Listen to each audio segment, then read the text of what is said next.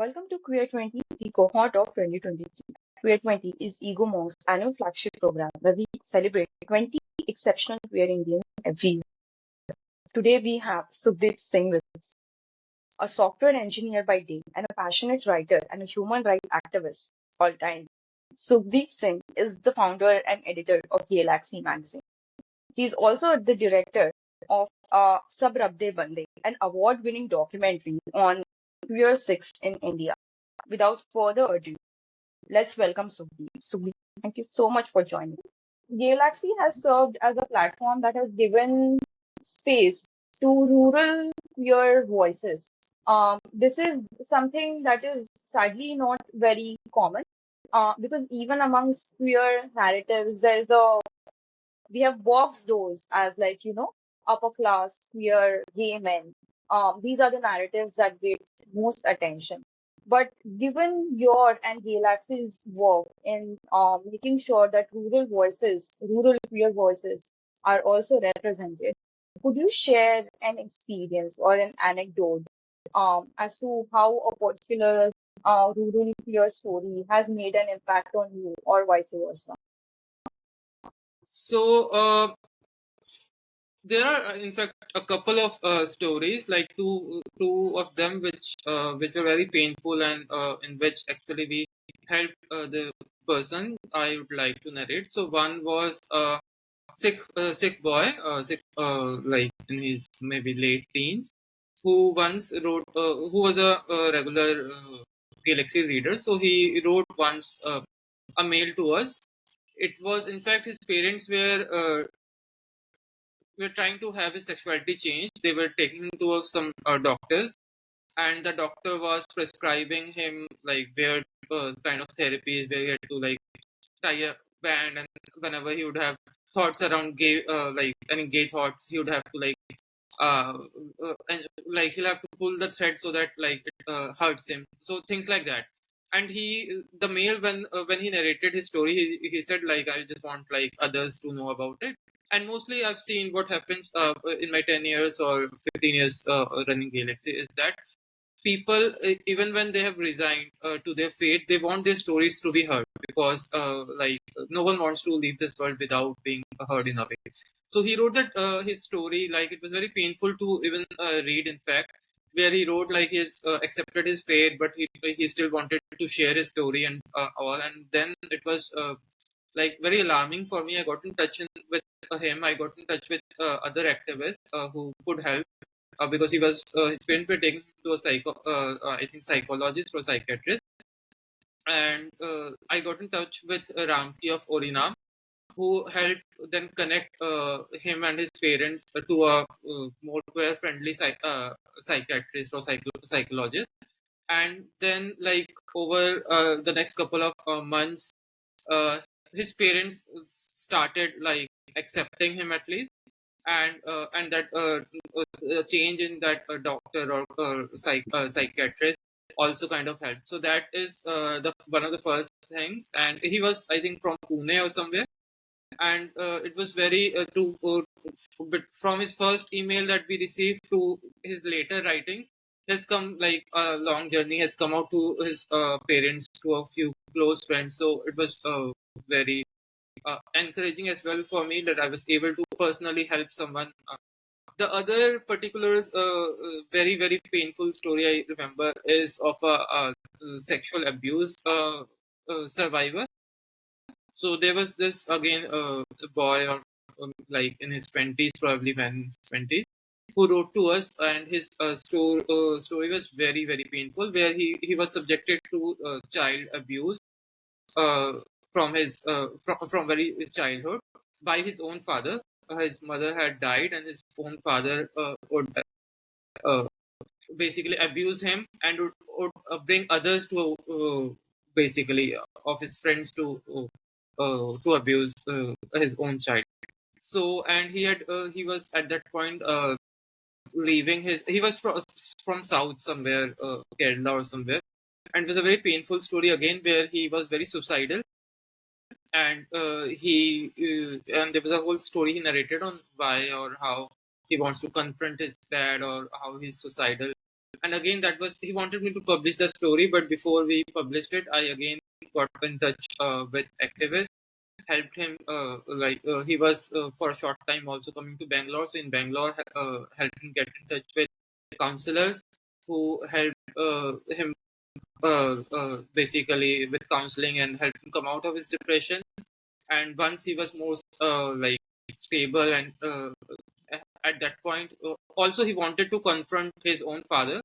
So based on like once he was more mentally stable as well, I think he did confront his father about all the abuse, and then we did publish his story as well. So these two particularly are like something that I still carry with me. Thank you for sharing that, Sudeep. I hope both these people are doing much better and are in like much less painful state today. Yes, Um, yes. I asked you like actually my question was to share with us stories that have impacted you or like vice versa. But while you were mentioning the story, something dawned upon me, which is that we focus so much on storytelling, but like the stories that you told and what you did reminded me like the purpose of a story is what you do with it. And I really like how before publishing the stories, you took an action. And in a way, I think you changed the course of what their, longer story might have looked like. I've always like whenever people send their stories, sometimes very personal stories, I've always like I know many times we don't consider what the repercussions can be, but having run Galaxy for quite some time, I know once it's out there, things can go in any direction. So I always cross check, like even when people want something to be published, I always make sure to cross check with them whether they are and make them understand the what repercussions it can have. And also, whenever I found that probably the person needs some kind of a help, needs some kind of support, I think it's as a duty. I consider it my duty to first help them before like getting that story out. Because at Galaxy, it's not just about publishing stories, but we are also there. In fact, even through our stories that we publish, we are trying to help others. So that's how like I have proceeded always in Galaxy. This is so good to hear, Sudeep, because storytelling has become like a buzzword today, and different people have a different interpretation of it. But like, I think what you shared like reinstates the fact that like telling stories and writing stories and sharing stories, it serves a purpose. And the first one is to help people, and to make them feel, I think, less alone. At least that's what your stories have done for me. And I have followed Gaylaxy for the longest time because it has helped.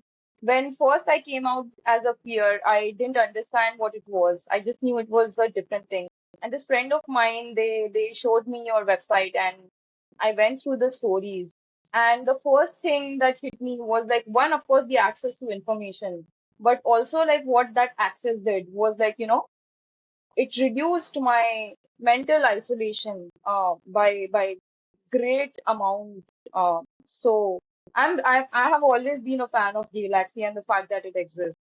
Um, In fact, that was also one of like main motives of starting Galaxy, because even while I was growing up and when before I came out or understood my sexuality, I was actually reading a lot of things on different forums. So there were queer forums online on some of the dating websites back then. So this is like 2010 or 2009, between 2007 to 2010. And one thing I always found was comfort reading those stories, because many times people share how they've come out to their friends and the reactions have been amazing, and or how their parents have been supportive or maybe not so supportive, but how they are dealing with it. And I always, because I was at a point where I was very scared to come out, and I think these stories, reading these stories, as you said, kind of not just remove the isolation that one feels as a queer person, because you're able to connect with so many different people, even if you don't know them personally, but you're able to connect with their situation. You're their life, because these are stories that you don't get to read in the mainstream media, or even around you, right? You won't have access to these stories in your general books or your general normal day to day life. So I always wanted to start or have a magazine kind of a thing, or a website where people or queer people could have the same access, could also feel connected to one another, and where their stories, sharing of these stories, could actually ease their own pain and remove the isolation that they feel. So I'm glad you also were able to take advantage of that. Um, a lot of painful stories come to you.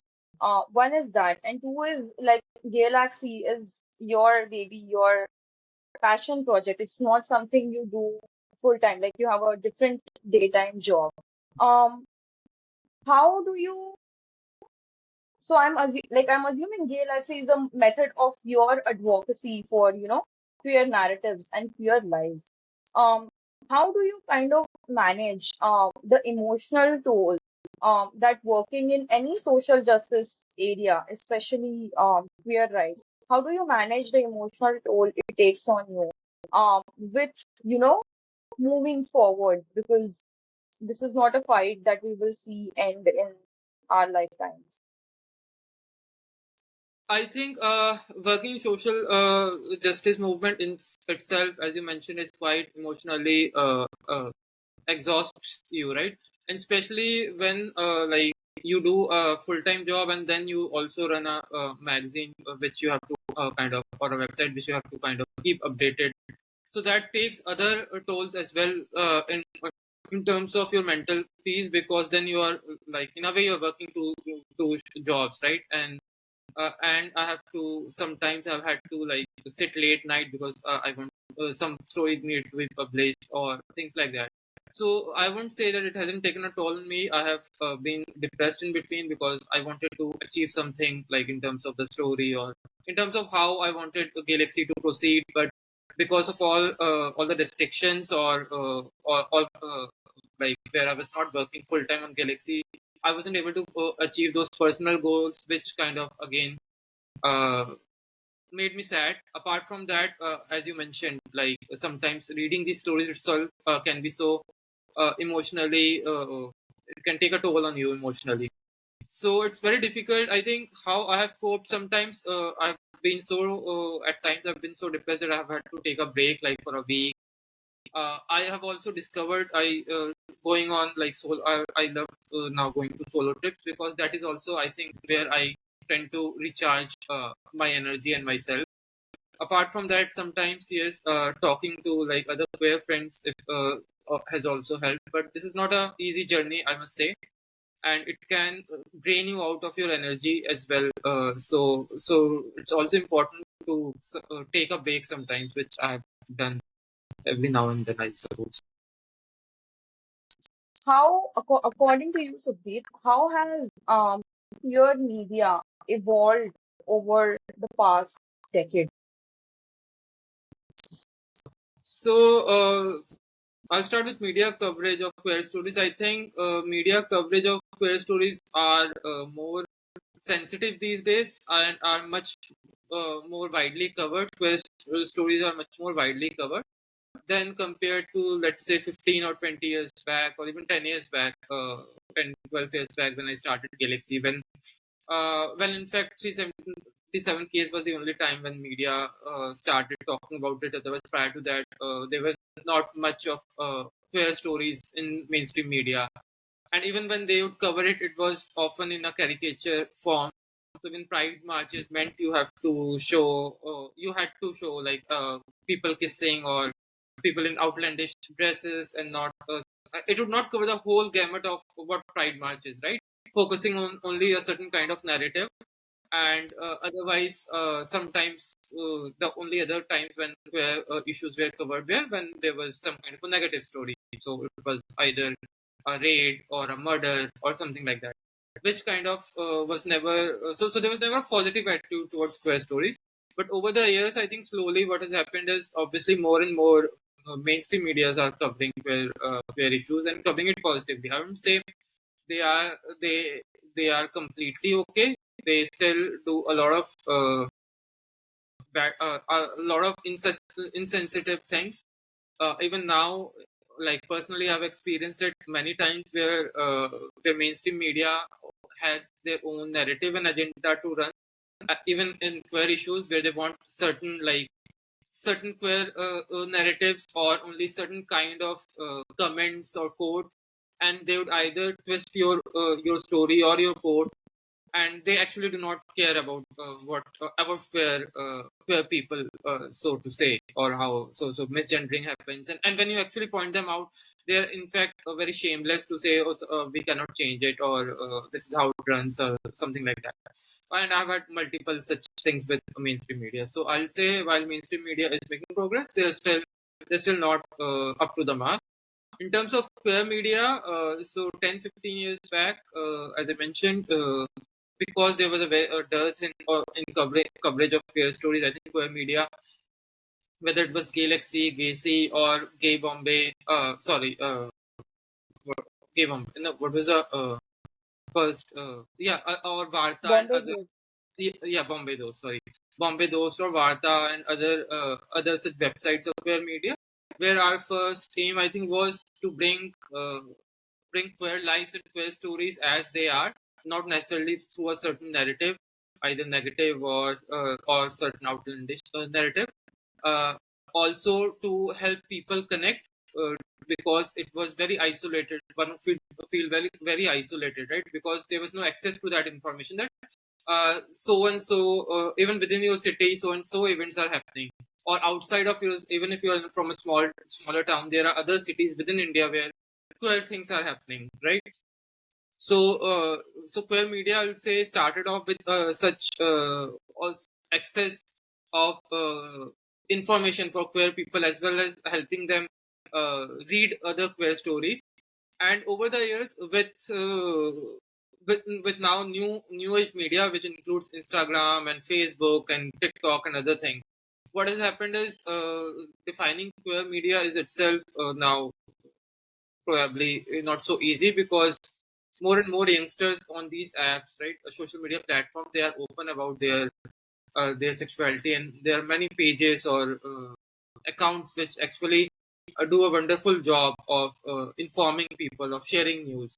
So from queer media, I'll say, from certain websites or a small set of media or individuals, I think it has evolved to more democratized manner with TikTok and Instagram Reels or Instagram, Facebook, and WhatsApp in general, where even small town people are in fact sharing or being actively involved in sharing news or in their in general LGBT activism. Sukhdeep, because writing is such a big part of, like, what you do, the way you conduct advocacy.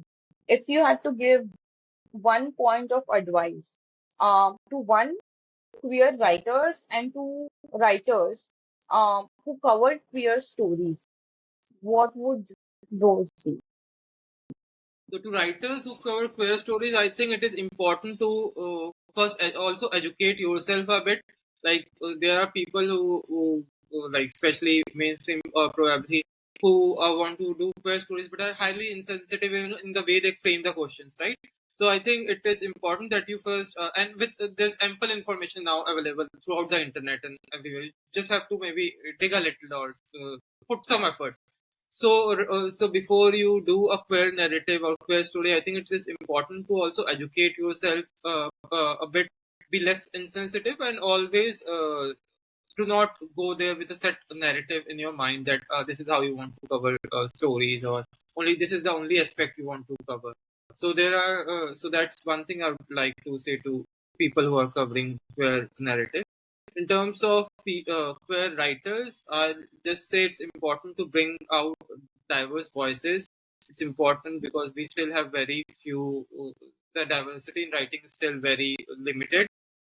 So it's important to look around yourself. It's important to also express your inner feelings through your writings, probably. And that is, when you do that, that is some of the most passionate and better write-ups that come out. So it's important to express what you feel, and once you do that, I think there's a whole soul in the write up that actually shows up. And we do not have enough people still expressing themselves probably through their writings. The ones that are very limited in terms of the diversity that they cover, the emotional context and other things that they cover. So we need more, and we need definitely need more positive write-ups probably. Not all queer stories are tragic. Even in tragedy, I believe queer people learn to live their life in a better way, even if it is tragic for a heterosexual or for a heteronormative society. It might be tragic that that person is not able to find a partner, or like is not will die alone. But that might not be the case. We live our lives very uh, joyously as well. So it's important also for queer writers, especially I think fiction writers, because some of the queer fiction that comes out of India is terrible. I must say they're always tragic, and some of the writers I've read like tend to put all kind of tragedy that they can imagine into their queer writings somehow. But I think it's important to also focus on the positive side, because even while reading fiction, if that's the only kind of fiction you read, it kind of does not give out a very good message. Describe your coming out experience in one word. In one word, scary. What queer stereotype annoys you the most? Where people are like feminine, or the lesbians or female are masculine, like they're supposed to be like that. What is one thing you would like to see change for queers in our life? Maybe more happy, joyous, accepting world, or accepting life. Okay, pick one. Uh, Drag show or a queer poetry slam? Queer poetry slam. One line guidance for folks in leadership roles or executives on queer inclusion. Listen to your queer employees or to people around you. Okay, so the first thing that pops in your head when you hear these words, right? Diversity and inclusion, Corporate world. allyship, Good. transphobia, Scared society. India, Diversity queer stories. needs to be told. Okay, Sukhdeep, thank you so much.